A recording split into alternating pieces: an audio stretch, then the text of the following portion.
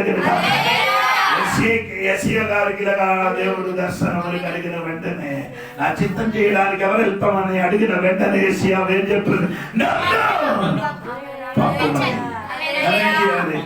పంపిన ముందుకు దేవుడు అగ్గి ఆడు నాలుగులు ఏం చేశారు? ముట్టారు. నాలుగ శుద్ధిపరిచిన వాడు నాలుగుతోని ఆయన చిత్తం రాత్రి దేవుడు నిన్ను పిలుస్తున్నారు. రండి నా చిత్తం నెరవేర్చారండి. నేను లోపల వచ్చే 33.5 సంవత్సరములో ఈ మధ్యలో నివసించి నా చిత్తం తండ్రి అన్నా చిత్తం నెరవేర్చి నీ కూడా దేవుడి చిత్తమే చేయాలి. రెండు స్తోత్రం. పాత నిబంధనల బలిలు నెరవేర్చారు. పాత నిబంధనలో బలులు దేవుడు ఏం చేశారు? నెరవేర్చారు. ఎవరి పత్రిక 10 అధ్యాయము 10, 11, 12, 13, 14 వాక్యం చదవండి. ఎవరి పత్రిక 10 అధ్యాయము 10 నుండి 14 వరకు చదవండి. యేసుక్రీస్తు యొక్క శరీరము ఒక్కసారి అర్పింపబడుట చేత ఆ చిత్తమును బట్టి మనము పరిశుద్ధపరచబడినే ఉన్నాము. మరియు ప్రతి యాజకుడు దినదినము సేవ చేయుచు పాపములను ఎన్నటికి తీసివేయలేని ఆ బలులనే మాటి మాటికి అర్పించుచు ఉండును. ఈయనైతే పాపముల నిమిత్తమై సదాకాలము నిలిచి ఒక్క బలిని అర్పించి అప్పటి నుండి తన శత్రువులు తన పాదములకు పాదపీఠముగా చేయబడు వరకు కనిపెట్టుచు దేవుని కుడి పార్శ్వమున ఆసీనుడాయను. ఒక అర్పణ చేత ఈయన పరిశుద్ధపరచబడు వారిని సదాకాలమునకు సంపూర్ణులుగా చేసి ఉన్నాడు. ఈ విషయమై పరిశుద్ధాత్మ కూడా మనకు సాక్ష్యం ఇచ్చుచున్నాడు. 10 నుండి 14 వరకు 4 వాక్యములు రాయబడిన 3 విషయం. ఒకటి బలులు, లేవియా కాండంలో రాయబడిన బలులు. ఇశ్రాయేలు ప్రజలకు 5 విధములుగా బలులు దేవుడు ఇచ్చారు. అది మాత్రం కాదు, వేరే బలులున్నా అది ఆ వారు ఏం చేస్తున్నారు? మాటకి ఏం చేస్తున్నారు? అర్పిస్తున్నారు. కానీ వారికి ఏం చేయలేదు, నెరవేర్చలేకపోయింది. మాటకి ఏం చేస్తున్నారు? అంటే ఈ బలుల వలన వారికి విడుదల కలిగలేదు, పాపక్షమాపణ కలగలేదు కాబట్టి మరలా వారు ఏం చేస్తున్నారు? బలి అర్పిస్తున్నారు దేవుడికి. 2 యాజకుల గురించి రాయబడి ఉంది కదా. యాజకుడు ఏం చేస్తున్నారు? ప్రతి యాజకుడు దినవాడే సేవ, బలి అర్పించిన సేవ. ఆ యాజకుడు ప్రతి దినములు ఏం చేస్తున్నారు? తెల్లవరి ప్రార్థన ఉంది, తెల్లవరి వెలి ఉంది, మధ్యాహ్నం వెలి ఉంది, ఆ 3 గంటలకు ఉంది, ఆ తర్వాత సాయంత్రం ఉంది. మళ్ళీ అనగా మాటకి ఏం చేస్తున్నారు? ఆ సేవ చేసుకొని నిలబడుతున్నారు. మాటకి ఏం చేస్తున్నారు? దినదిన సేవ చేసుకొని నిలబడుతున్నారు అనేది కానీ యేసయ్య అలాగ కాదు. యేసయ్య ఏం చేశారంటే ఈయనైతే పాపముల నిమిత్తమై సదాకాలము నిలుచు ఒక బలి అర్పించి అప్పటి నుండి శత్రువులు పాదములకు పాదపీఠంగా చేయబడు వరకు కనిపెట్టుచు దేవుని కుడి పార్శ్వమున ఆసీనుడాయెను. ఆమేన్ చెప్పండి. 12వ వాక్యాన్ని సరిగా విన్నారా? యేసు పాపం కొరకు ఈయనైతే పాపముల నిమిత్తమై సదాకాలము నిలుచు ఒక బలిని అర్పించి సదాకాలం ఏమైంది? నిలిచినట్టుగా బలి అర్పించారు. చెప్పింది యేసయ్య సదాకాలం ఏం చేశాడు? ఒక్క బలి, వేరే బలి అవసరం లేదు. ఆ బలి అంటే యేసయ్య శిలువ మరణం. ఈ పాపం కొరకుని ఇంకా బలి అర్పించడానికి అక్కర్లేదు, ఇంకా మీ గుడికి వెళ్ళడానికి అక్కర్లేదు, ఇంకా మేకలు తీసుకొని రావడానికి అక్కర్లేదు, పశువులు తీసుకొని రావడానికి అక్కర్లేదు, పావులను తెచ్చుకొని రావడానికి అక్కర్లేదు, దేవునికి స్తోత్రములు బయట పిండి తీసుకొని రావడానికి అక్కర్లేదు, ఇంకా ఏ అవసరం లేదు.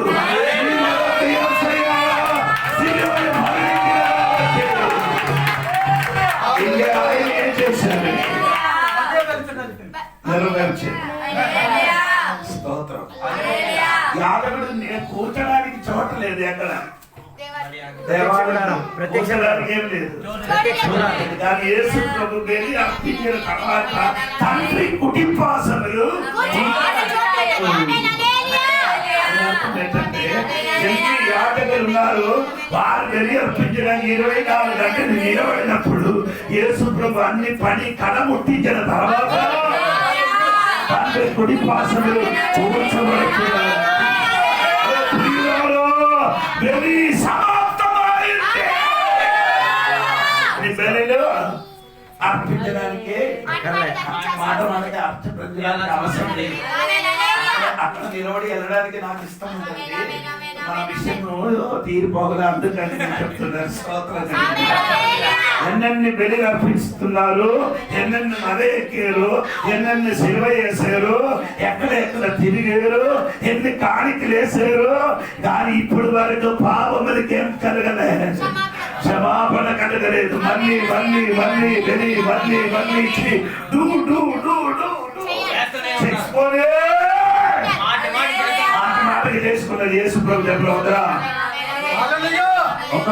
ఒక్క బలి ఇది దేవునికి యేసు ప్రభు మరణం వలన ఆ బలి ఒక్కటి అర్పించినప్పుడు ఏమైందంటే దేవునికి స్తోత్రం కలిగిన గాక.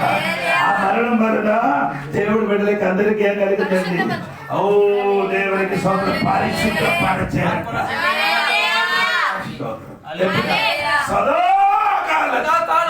సంపూర్ణంగా చేసి ఉన్నాడు. ఒక దినం కాదు, 2 దినం కాదు, 3 దినం కాదు. ఏం చెయ్యొద్దు, ఒట్టి చేతని వస్తాయి. అప్పుడు ఇశ్రాయేలు అలాగే కాదండి, వారి సంవత్సరములు 3 చుట్టూ ఏం చేయాలి? యెరూషలేము దేవాలయానికి వెళ్ళాలి. వెళ్ళినప్పుడు ఒట్టి చేస్తే వారు వెళ్ళి తల మీద ఏమవ్వాలి? మైదా పిండి ఉంది, స్తోత్రములు, గారెలు ఉంది, నూనె ఉంది, ఉప్పు ఉంది, ఇవన్నీ తల మీద ఉంది. ఒక చేతులు ఇంకొందండి లేఖలు, లేకపోతే పావులము, లేకపోతే ఏముందండి స్తోత్రం. ఎద్దులకి పట్టుకొని ఎక్కడికి వెళ్తున్నారు? అడవి నడిచి నడిచి యెరూషలేము దేవాలయానికి వెళ్తున్నారు. ఎందుకు వెళ్తున్నారు అని అడిగితే బలి అర్పించడానికి వెళ్తున్నారు. స్తోత్రం కలిగిన సమాప్తి అయింది, విమోచన సమాప్తి అయింది. ఇంకా ఏం చెయ్యొద్దు తల్లి. ఇవన్నీ నాన్నీ చేసి నేను చేయవలసిన పని నా మార్గం నేను నడవాలి, నా మార్గం నేను నడవాలి, నన్ను ఆరాధించాలి, నీ పరిశుద్ధులు నడిపే చాలు. ఇంకా నీ ఏం చేయడానికి అవసరం లేదక్క. ఎంతమందికి అర్థమైందన్న? ఇప్పుడు కూడా ఏం చేసుకున్నాను? అమ్మో ఎన్నెన్నో క్రియలు చేస్తున్నాను. దానివల్ల నీ ఎప్పటికీ అవుతుంది. స్తోత్రం స్తోత్రం.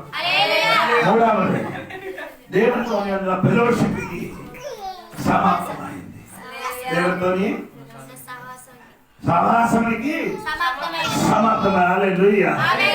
అప్పుడు ఏమంటే పాపి మనుషునికి దేవునితో ఏం చేయడానికి అంటే ఫెలోషిప్ అంటే ఆయనతో సహవాసపడడానికి ఏం లేదు, వీల్లేదు. దేవునికి స్తోత్రం. పాపి మనుషులు దేవుడి దగ్గరికి రాకూడదు,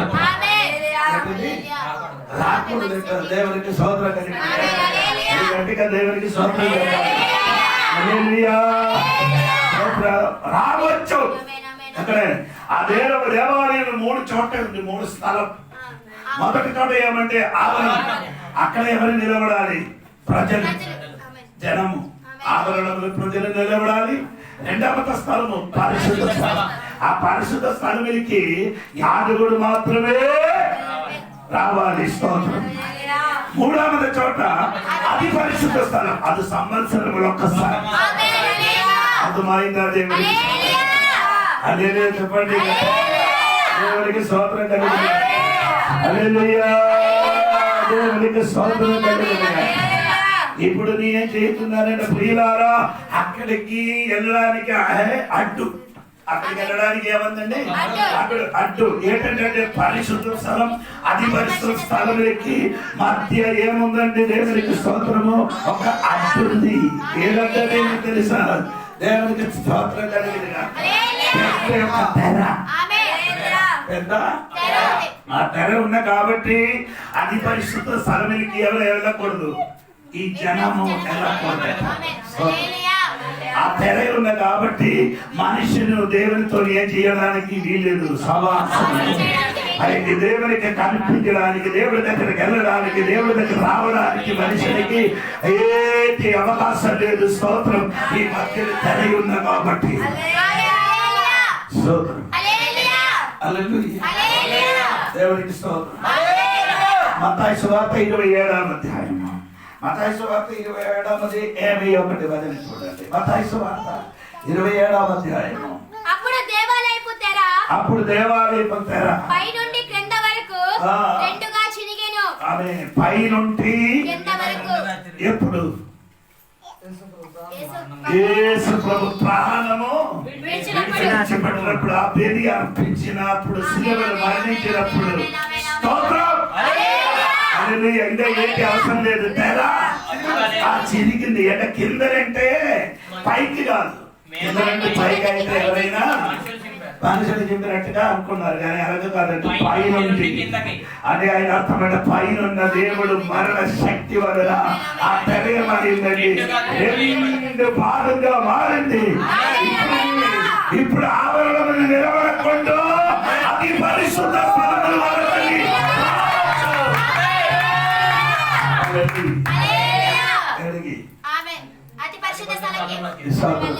దేవుడి తండ్రికి, దేవుడి దగ్గరికి నియమొచ్చు రావచ్చు.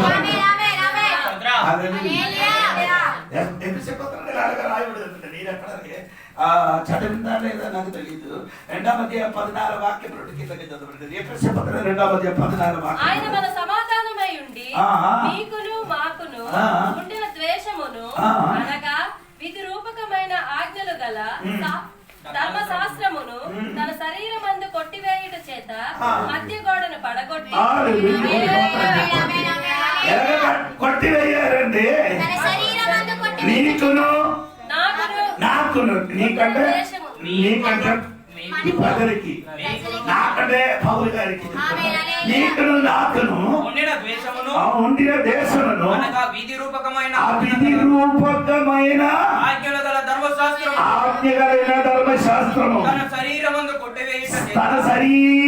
కొట్టివేయి చేత మధ్య గోడను పగలగొట్టి, అంటే ధర్మశాస్త్రం మొత్తం ఆయన శరీరం వల్ల కొట్టివేయాలి. కొట్టివేయన వలన ఆ ఏమైంది? ఆ మధ్య గోడ ఇప్పుడు ఏమైంది?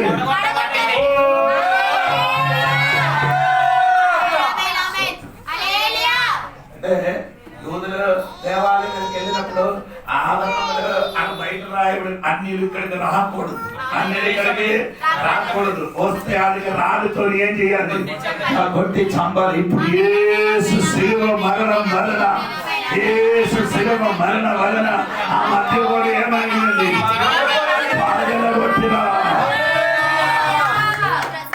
పుస్తకంలో ఒక మాట ఉంది, 10వ అధ్యాయంలో, గోడ పగల కొట్టిన వాడికి పాము కాటను.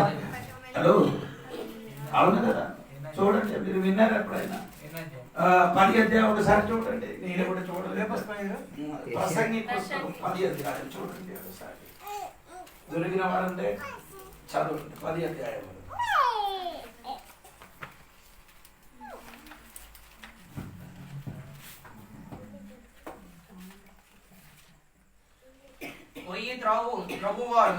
త్రవ్వువాడు దానిలో పడెను, కంచె కొట్టువానిని పాము కరుచు.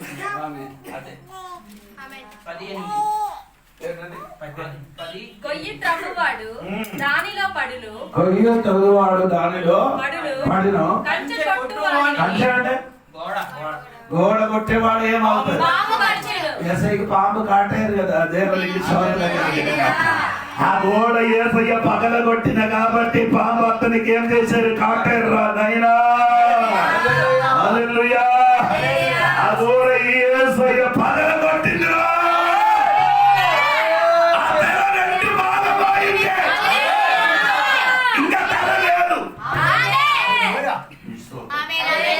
దాన్ని బట్టి మనం ఎక్కడికి వెళ్ళొచ్చు.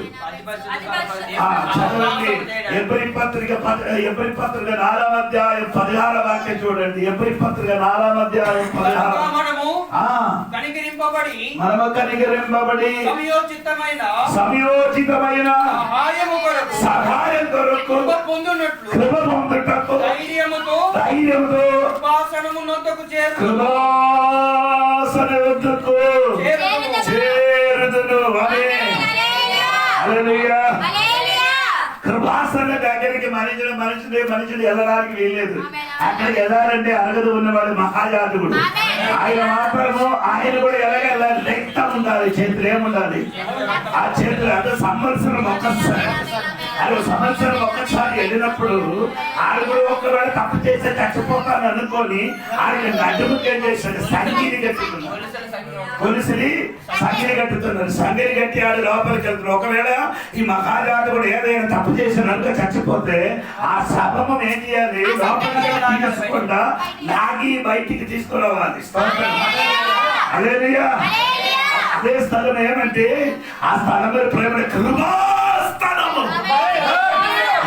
ఆ కృపాసనం 2 కరూబులు ముఖం చూసి కిందకి వంగి చూస్తున్నారు. కిందకి ఏముందండి? ముఖం చూసి కిందకి వంగి చూస్తుంది. కానీ కరూబుల చేతులు ఏం లేదు, కత్తి లేదు. ఆదికాండము 3వ అధ్యాయం 24వ వాక్యం చదివినప్పుడు ఏదో తోటలోకి ప్రవేశించకుండా ఆ కరూబుల చేతులు ఏం కత్తి ఉంది. అంటే కత్త ద్వారం అక్కడ నిలబడుతుంది. ఇక్కడ చూడరా కత్తి లేకుండా నిలబడుతున్నారు. ఇప్పుడు నీ కృపాసనం దగ్గరికి రావచ్చు. అక్కడికి వచ్చి చచ్చిపోవడు, అక్కడికి వచ్చి నిన్ను చంపడు. ఎందుకంటే సమయోచితమైన సమయంలో ఎప్పుడు అక్కడికి వెళ్ళొచ్చు. ఎవరి దగ్గరికి? దేవుని దగ్గరికి. ఇక్కడ రక్తం అక్కర్లేదు, దినములు అక్కర్లేదు. అందుకని సమయం చూసుకొని వెళ్ళాలి. అందుకని సమయోచితమైన సమయములకి వెళ్ళొచ్చు. సమయోచితమైన సమయం అంటే ఎల్లప్పుడూ వెళ్ళొచ్చు. చెప్పండి. దానికేం కలిగి అక్కర్లేదు. శరీర శుద్ధి అక్కర్లేదు. శరీర శుద్ధి అక్కడ ఏ శుద్ధి కావాలి? హృదయ శుద్ధి కలిగితే ఆ స్థలములకు వెళ్ళాలంటే యూదులు చెప్పినట్టుగా అయితే అది స్నానం చేయాలి, బట్టలు ఉదకాలి, ఆ తన శరీర శుద్ధిపరచాలి. కానీ యేసయ్య మరణం వలన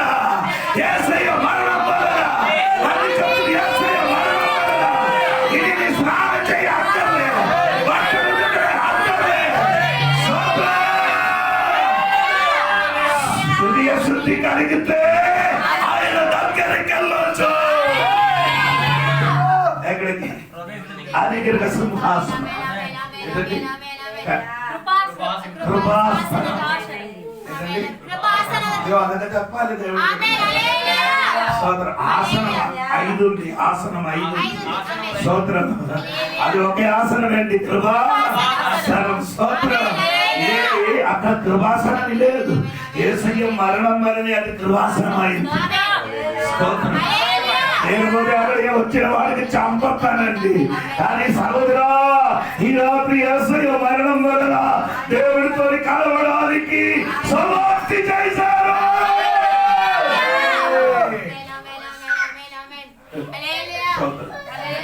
ఎంతమందికి అర్థమైంది? యేసయ్య మరణం వలన మనకి ఏం కలిగింది? కృపాసనం దగ్గరికి.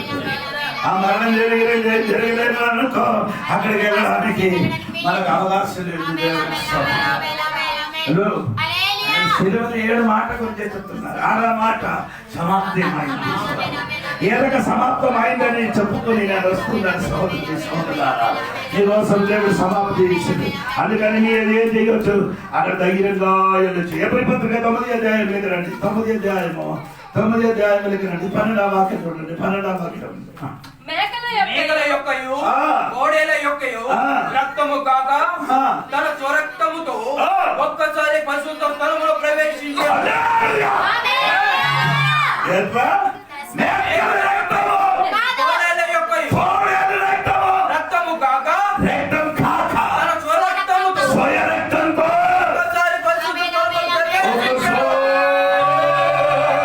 పరిశుద్ధ స్థలములకు ప్రవేశించిన నా మగోయ ప్రధాన యాజకుడైన యేసయ్య స్వయ రక్తం, సొంత రక్తం తీసుకొని వెళ్ళి ఆ పరిశుద్ధ స్థలం, అతి పరిశుద్ధ స్థలమైన కృపాస్థలం తండ్రి కూర్చున్న చోట్ల రక్తం సమర్పించారు. దాన్ని బట్టి వెనకన్ను నిలబడిన దేవుని బిడ్డలు, ఆవరణము నిలబడిన దేవుని బిడ్డలు, ఆ పరిశుద్ధత నిలబడిన దేవుని బిడ్డలకు అది పరిశుద్ధ స్థలం వరకు మనకి ప్రవేశం కలిగింది.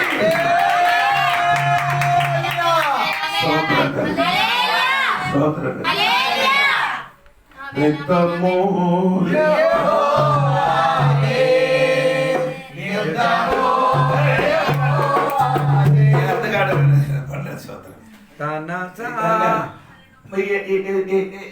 రక్తం గురించి పాడింది దేవునికి స్తోత్రం. ఆ పాట ఎస్ఎన్ గారు పాడిన పాట దేవునికి స్తోత్రం. యేసు రక్తము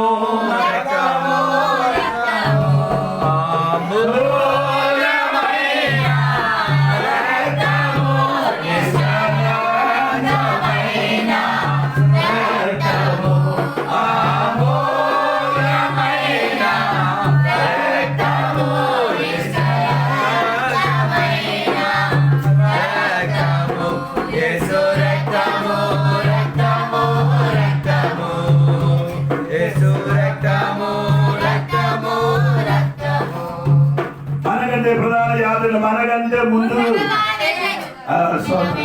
మనకంటే ముందు యేసయ్య అక్కడికి ప్రవేశించాడు.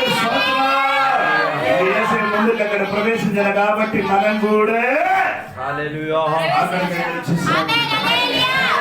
ఎంత మందికి అర్థమైంది? స్తోత్రం. హల్లెలూయా, హల్లెలూయా. దేవునికి స్తోత్రం. దేవునికి స్తోత్రం. యేసుక్రీస్తు తన శ్రమలు సమాప్తం చేశారు. యేసయ్య తన శ్రమలు చేశారు, సమాప్తం చేశారు. దేవునికి స్తోత్రం. యెషయా గ్రంథం 53వ అధ్యాయం.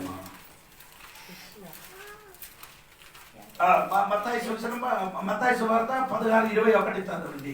తర్వాత యెషయా గ్రంథం చదువుతా. మత్తయి సువార్త 21వ అధ్యాయము. లేదు, మత్తయి సువార్త 16:21.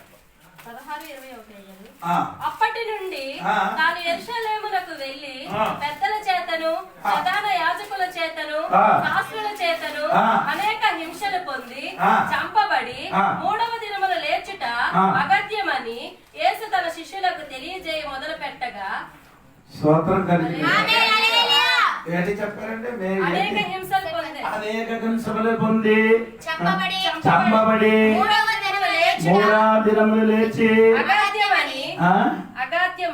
అగాత్యమని యేసు తన శిష్యులకి ఏం చేశారు? తెలియజెప్పారట. దేవునికి స్తోత్రం కలిగిన హల్లెలూయా. దేవునికి స్తోత్రం కలిగిన దేవునికి స్తోత్రం కలిగిన ఏంటి నీకు అది అర్థమైందా లేదా నాకు తెలియదు. దేవునికి స్తోత్రం. ప్రియులారా, నీకు ఆ వాక్యం అర్థమైందో లేదో నాకు తెలియదు. స్తోత్రం కలిగిన ఆయన మూడవ దినములు ఏమైంది? లేచి అగత్యమని తెలియబడినాడు. నైనా మూడవ దినములు ఏం చేస్తున్నారు? రాత్రికి లేచమని తన శిష్యుడికి దేవుడు తెలియవచ్చున్నాడు. యేసయ్య సిలువలో ఆ వేదనలో శ్రమను అనుభవించి స్తోత్రం అదే ఏం చేశారు? నెరవేర్చారు. నెరవేర్చిన తర్వాత కానీ మరణిస్తాను మూడో రోజు ఏమవుతుంది? తిరిగి వస్తామని శిష్యుడికి తెలియవచ్చారు. స్తోత్రం. యెషయా గ్రంథం 53వ అధ్యాయం 10 వచనం కూడా చదవండి. అతని నలగగొట్టుటకు అతనికి నలగగొట్టడకు యెహోవాకి ఇష్టమాయెను. యెహోవాకి ఇష్టమైంది. ఆయన అతనికి వ్యాధి కలుగజేసెను. వ్యాధి కలిగజేసి అతడు తన్ను తానే అపరాధ హల్లెలూయా చెప్పండి గట్టిగా. పన్నుకోర్ అపరాధ బలి చేయగా సంతానము చూచును. సంతానం చూసిన ఆయన ఎన్నే అర్థం ఉందండి. దేవునికి స్తోత్రం. ఆ బలి వలన సంతానం ఏం చేశారు చూసారట. బలి వలన యేసయ్య శిలువ మరణం వలన ఆయన నమ్మిన వారు ఏం చేశారు? దేవుడు బిడ్డలుగా మారిందట. అది రక్షింపబడిన వారు అందరూ దేవుని కుమారులు. అయితే ఆ దేవుని సంతానం. అది ఎలాగా? ఆ శిలువ మరణం వలన అపరాధులుగా యేసయ్య శిలువ మరణించిన కాబట్టి స్తోత్రం. We shall see his spiritual offsprings. ఆత్మీయ బలి, ఆత్మీక సంతానములను ఆయన చూచి ఆత్మీయ సంతానములను ఆయన చూసి ఎప్పుడు కూడా రెండు విధ సంతానం ఉంది. అబ్రహాముకి దేవుడు చెప్పారు, అబ్రహాము పిల్లలు లేరు, అందుకని అబ్రహాము బయటికి రావడానికి. ఈ పిల్లలు లేదు కాబట్టి ఆయన బయటికి కూర్చున్నారు. ఎందుకంటే ఈ పిల్లలు లేని వాడు ఎప్పుడు బయటికి రాడు. అది ఏదో ఒక ఇల్లు కట్టి ఆ ఇంటి లోపలలో బయటికి నిరాశ అయిన ఇల్లు కట్టి లోపల కూర్చోబడి ఎవరిని కనబడకుండా ఆ ఇంటి లోపలలో కృంగి ఉన్నా కాబట్టి దేవుడు చెప్పారు, వద్దరా నీ ఏడు విషయంతో కృంగి ఉన్నారు బయటికి రావడం, బయటికి రాలని చెప్పేసి ఆయనకి దేవుడు పైకి చూడరు. నీకు నేను ఎలాగ సంధానం ఇస్తుంది? ఆకాశములు నక్షత్రములు నీకు. రెండవది దేవుడు చెప్పాడు, సముద్ర తీరం చూడి ఇసుకెక్కి చూడు అని చెప్పి. రెండు విధముల సంతానం. ఒకటి ఆకాశములు నిలబడి నక్షత్రం వలన శోభింపబడిన ఆ ఒక్క గుంబలు.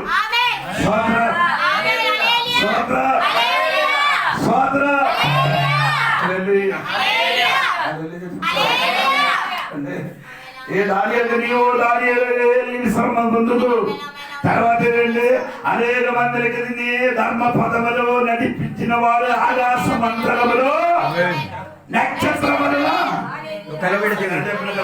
దానిల గ్రంథం చూడండి 12వ అధ్యాయం 2-3 వాక్యం ఉంది. 3వ వాక్యం దానిల గ్రంథం 12వ అధ్యాయం 3-3. బుద్ధిమంతులైతే ఆకాశ మండలములోని జ్యోతులను పోలిన వారిని ప్రకాశించెదరు. మరియు సమాధులలో నిద్రించు అనేకులు మేలుకొనెదరు.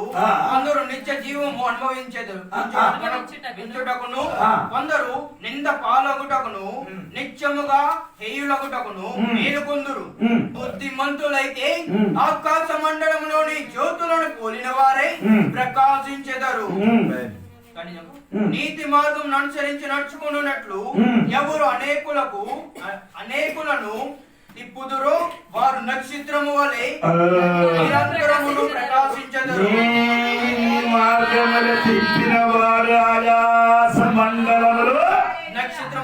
నక్షత్రములు ఏమవుతుంది?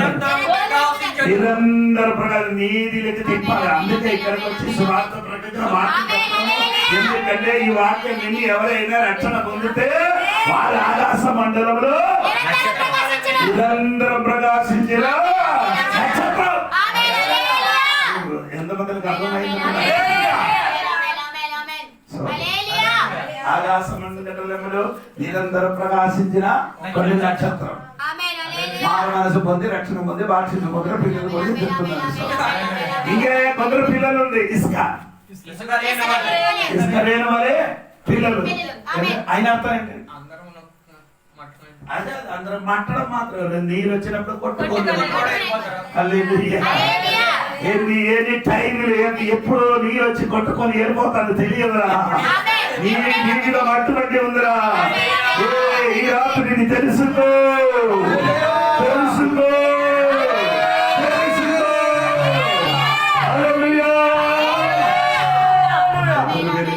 నిత్య ప్రకాశించినప్పుడు కొందరు 24 గంటలు మనిషిగా తొక్కడం నేను వచ్చి కొట్టుకోవాలి. లేని వారు వెలుగున్నాం. ఈ రాత్రి నీ వెలుగు ఉన్నవాడా ఆత్మీయ సంతానం గురించి దేవుడు అబ్రహాముకు చెప్పాడు. ఇంకా చూడండి ఎబ్రీ పత్రిక 5వ అధ్యాయం 8-9 వచనం కూడా చదవండి. ఎబ్రీ పత్రిక 5వ అధ్యాయం 8-9 వచనం కూడా చదవండి. ఆయన కుమారుడుగా ఉంటే పొందిన శ్రమల వలన ఆయన పొందిన శ్రమల వలన నేర్చుకొనెను. మరియు ఆయన సంపూర్ణ సిద్ధి పొందినవాడై మెల్కీసెదెకు యొక్క క్రమములో చేరిన. సరే మనకు అదే చాలు. 8-9 వాక్యం మాత్రం. ఆయన కుమారుడై ఆయన కుమారుడుగా ఉండి తాను పొందిన శ్రమలను వలన విధేయత నేర్చుకుని ఆయన పొందిన వలన ఆయన ఏం పొందుకున్నారు? విధేయత. శ్రమ వచ్చినప్పుడు అందరూ పారిపోతున్నాం. శ్రమ వచ్చినప్పుడు కొందరు ఏమవుతుంది? జ్వరం మారలే, అప్పులు పెరుగుతాయి, ఊరు వారు తిట్టుతున్నారు. ఈడేదో చెప్పారు, సమస్య మారలేదు, మీరు ఓడిపోతారు. ఏసే విధేయత కలిగి నీ శ్రమ వచ్చినప్పుడు ఓడిపోయింది, కానీ ఏసై మాత్రము పట్టు ఏం చేశారు?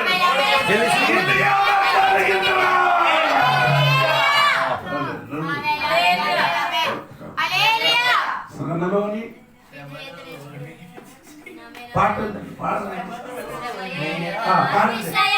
శ్రమలేనే ఆనందం, శ్రమలేనే ఉత్సాహం, విశ్వాసమే నా బలం.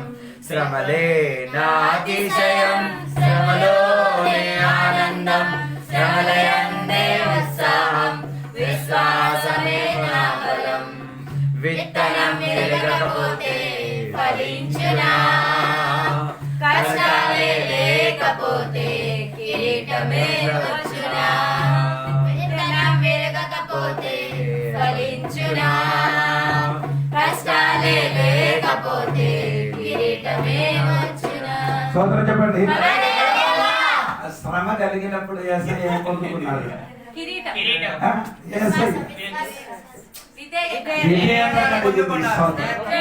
అందుకని నేను ఈ రాత్రి నీకు చెప్తున్నాను, శ్రమ వచ్చినప్పుడు నీ కూడా పరిగెట్టకూడదు. మన ఎక్కడ ఉంటే శ్రమ ఎక్కువ అక్కడ ఉండడానికి ఇష్టం లేదు, అక్కడ నిలబడితే నీ విధేయత కలుగుతుంది. ఓడిపోయిన అనుకో, నీ ఓడిపోయిన అనుకో, నీ పరిగెట్టిన వాడే విధేయత కలుగుతుంది. అక్కడ కూడా నీ ఓడిన చోట్ల కూడా శ్రమ కలిగితే అక్కడ నీ పారిపోతాయి.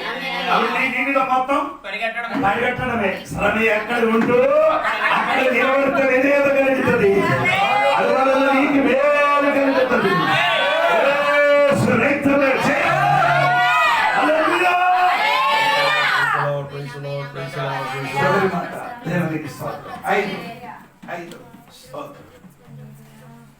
ధర్మశాస్త్రం సమాప్తమైంది.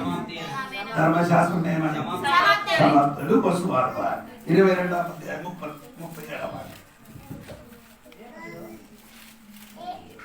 ఆయన అక్రమకారులలో ఒకడుగా ఎంచబడెను అని వ్రాయబడిన మాట నా యందు నెరవేరవలసి ఉన్నది. ఎలయనగా నన్ను గూర్చిన సంగతి సమాప్తమవుచున్నదని మీతో చెప్పుచున్నాను. నేను ధర్మశాస్త్రములు యేసయ్య గురించిన రాయబడినదన్నీ ఏమైంది?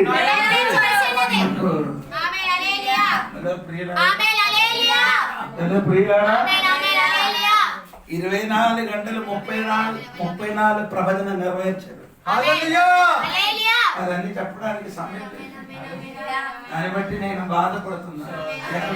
24 గంటల లోపలలో యేసయ్య గురించిన రాయబడిన 24 గంటల లోపలలో 34 ప్రవచనములు నెరవేర్చారు. హల్లెలూయా. ధర్మశాస్త్రములు రాయబడిన నెరవేర్చారండి. ఈ రాత్రి నీకు ఏది యేసయ్య గురించి తెలుసు? యేసయ్య గురించి ఏం తెలుసండి? యేసయ్య గురించి ఎక్కడ ఏంటంటే తెలియదు. ఎలాగ చనిపోతారు, ఎక్కడ అమ్మబడుతున్నారు, రెండు దొంగల మధ్య చచ్చిపోతారు, ఆయనకి దాహం వస్తుందని ఆయనకి అమ్మి వేశారని చెప్పారు. 33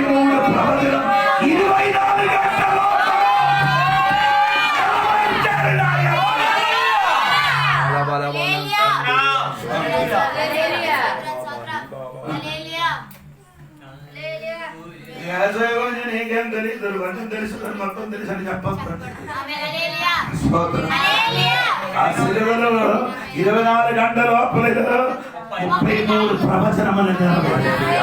అలా యేసయ్య చెప్పలేదు. ఓ స్తోత్ర ధర్మశాస్త్రములు చెప్పినట్టుగా ఏమైంది? నెరవేర్చారు. నెరవేర్చారు.